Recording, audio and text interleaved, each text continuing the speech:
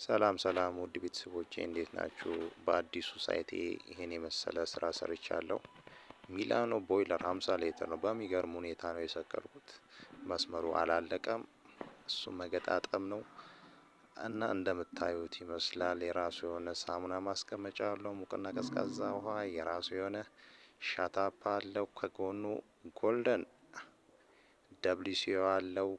ከጎልደን ደብሊሲ ጎን ደግሞ ሶፍት ሆልደር አለው፣ ታወል ሆልደር አለው።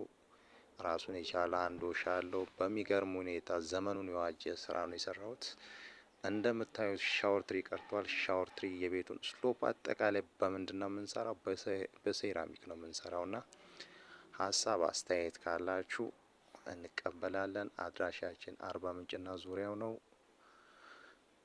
ይዘዙን። ታማኝነትና በፍጥነት ሰርተን እናስረክባለን።